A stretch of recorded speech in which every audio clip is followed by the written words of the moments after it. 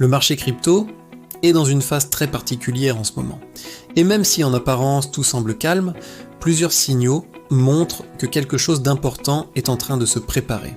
Bitcoin ralentit, les altcoins deviennent plus sélectifs, les institutions avancent discrètement. Et surtout la frontière entre la finance traditionnelle et la crypto continue de disparaître. On commence avec Bitcoin. Depuis plusieurs jours, Bitcoin évolue sans direction claire. Le prix monte légèrement, redescend, puis se stabilise. Ce type de mouvement peut sembler sans importance, mais en réalité, c'est souvent pendant ces phases que les plus gros acteurs prennent position. Un indicateur très surveillé, le RSI hebdomadaire, montre actuellement un comportement similaire à certaines périodes du passé, notamment lors de phases où le marché était en transition. Cela ne signifie pas forcément qu'un crash va arriver, au contraire.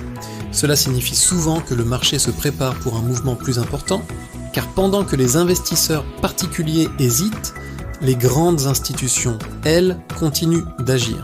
Et c'est là que les choses deviennent intéressantes.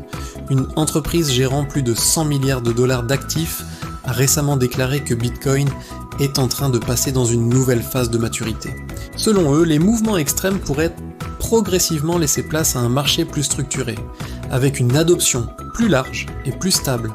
Cela confirme une tendance déjà visible depuis plusieurs mois. Bitcoin n'est plus seulement un actif spéculatif, il devient progressivement un actif financier reconnu. Pendant ce temps, du côté des altcoins, la situation est plus contrastée. Certains tokens, notamment dans la catégorie des meme coins, ont connu des hausses rapides. Par exemple, le token Pepe a progressé de manière significative en seulement quelques jours.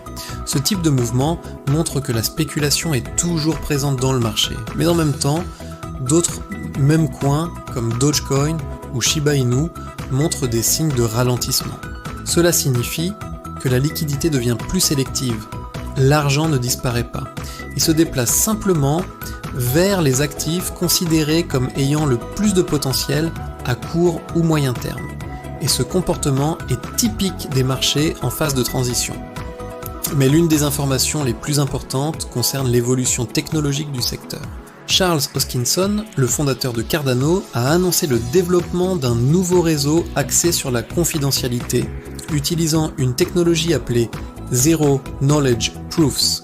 Cette technologie permet de vérifier des transactions sans révéler les informations sensibles. Et cela pourrait jouer un rôle clé dans l'adoption institutionnelle. Car les grandes entreprises et les institutions financières veulent utiliser la blockchain, mais elles ne veulent pas exposer toutes leurs données publiquement. La confidentialité est donc essentielle. Et cette évolution pourrait ouvrir la porte à une nouvelle vague d'utilisation de la blockchain. En parallèle, la régulation continue d'évoluer. Une nouvelle licence a été accordée à la plateforme OKX en Europe, ce qui montre que certaines entreprises crypto s'intègrent progressivement dans le système financier traditionnel. C'est un signal très important, car plus le cadre devient clair, plus les institutions sont prêtes à investir. Et plus les institutions entrent, plus le marché devient solide. Mais ce n'est pas tout. Un développement majeur concerne également l'or. Une grande société de trading a lancé une initiative permettant le trading d'or tokenisé sur la blockchain. Cela signifie que l'or, un actif utilisé depuis des milliers d'années comme réserve de valeur, peut désormais être échangé sous forme numérique grâce à la blockchain. C'est un changement énorme car cela montre que la blockchain ne sert pas uniquement aux cryptos. Elle sert à moderniser l'ensemble du système financier. L'or et la crypto commencent à coexister dans le même écosystème, et cela pourrait accélérer l'adoption globale. Un autre élément important concerne les plateformes crypto elles-mêmes. Certaines plateformes continuent de se développer et d'introduire de nouvelles fonctionnalités pour attirer les investisseurs institutionnels.